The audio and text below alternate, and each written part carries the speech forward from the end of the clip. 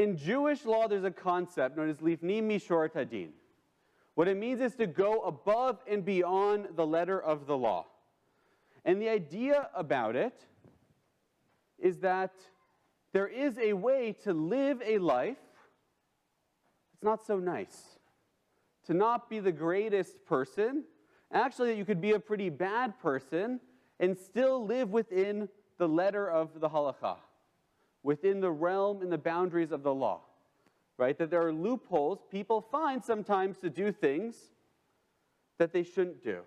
And the sages, the rabbis long ago recognized that somebody could be very observant, that they could be meticulous in all of the different mitzvot, especially the ritual mitzvot, but they still might not be the best person, or even a very good person, or even a decent person. In fact, they noticed that some people, if they really wanted to, could use the halakha, could use Jewish law to defend their inaction to others' suffering or pain. That people could use Jewish law as a defense for not acting, not helping when others need it, turning a blind eye. Because the truth is, sometimes Jewish law can fall short of our obligations to each other as human beings. There's a classic example of this in the Talmud. One rabbi, Rabbi bar Hanan, hired some helpers. And what ended up happening when these workers were working, these laborers moving wine for him, they ended up dropping and breaking a barrel of wine. It happens, it's a mistake. But according to halakha, they have to pay for the barrel that they broke.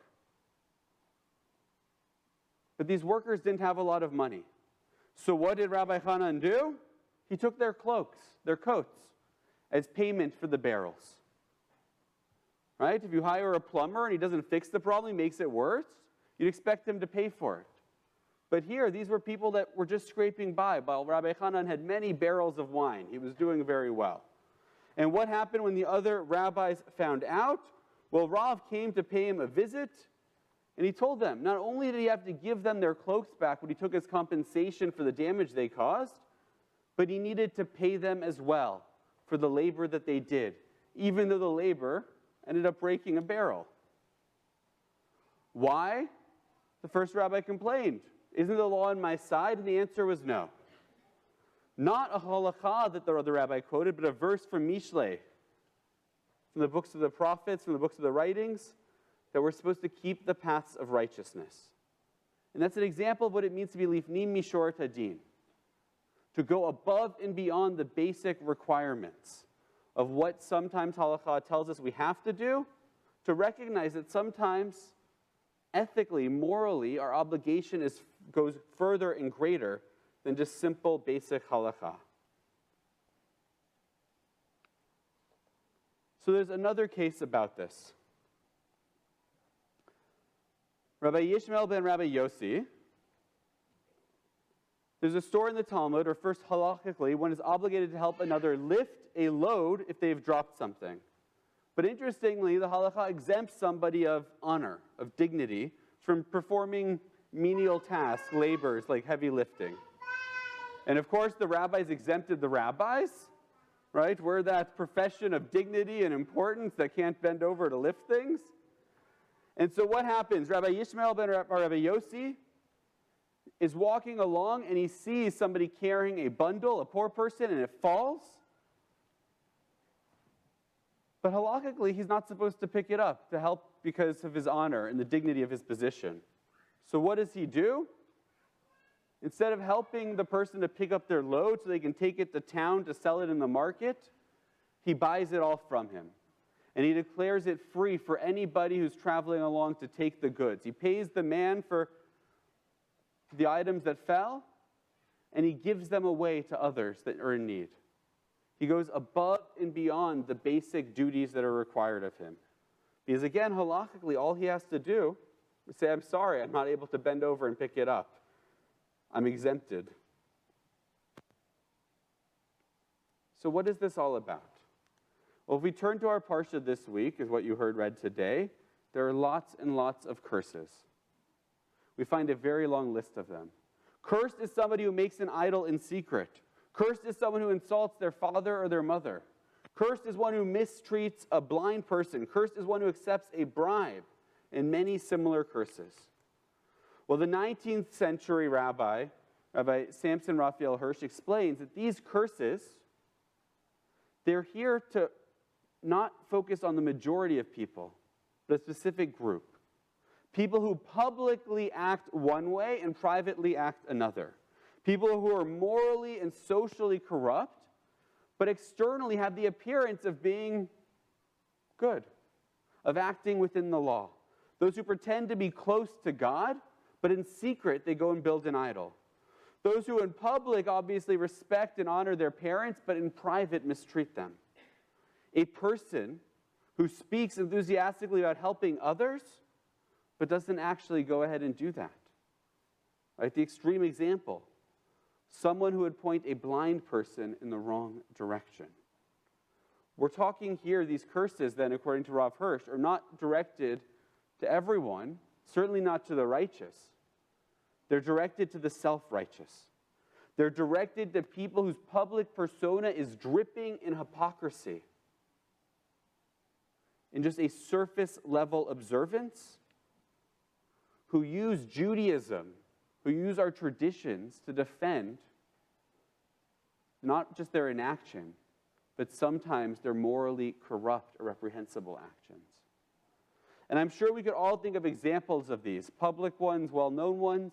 We might be able to think of private or personal ones, people or organizations in our lives. It goes all across the spectrum. I know one that's been on my mind particularly this week. I don't know how many of you have been following the news out of New York about Yeshiva University. It's the flagship modern Orthodox institution in the United States, perhaps even in the world. And they have a long history and a proud history.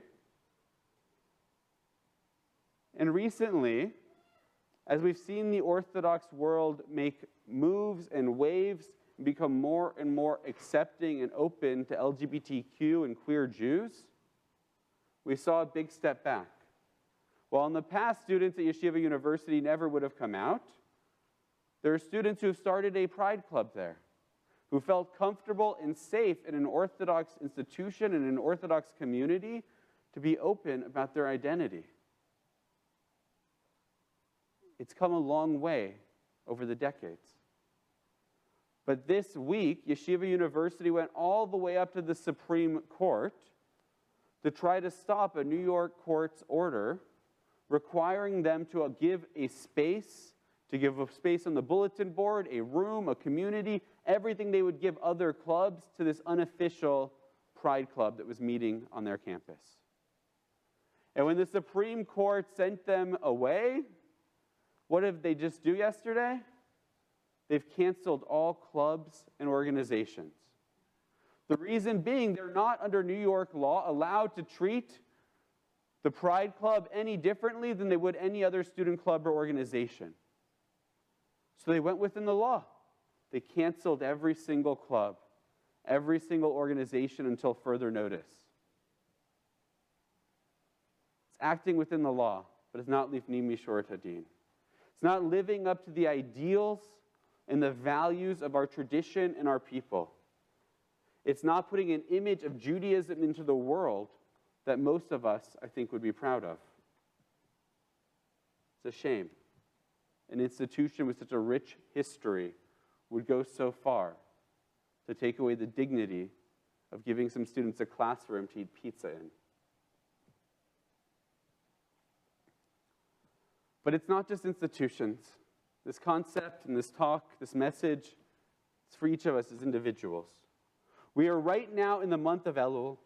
Rosh Hashanah and Yom Kippur are right around the corner. And there's a lot to think about over these past few years as we prepare to come together. Hopefully, in a little over a week, we'll be sitting here in our sanctuary, singing together, praying together, seeing people that we may not have seen in a few years. Getting to come back together as a community in a way we haven't been in a long time. But the day is called Yom Hadin. It's a day of judgment.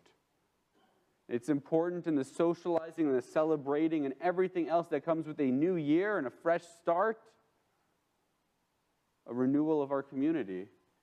It's important to also remember what the holidays are about. The rabbis tell us that on Rosh Hashanah there are 3 books God opens. One for the righteous and one for the wicked.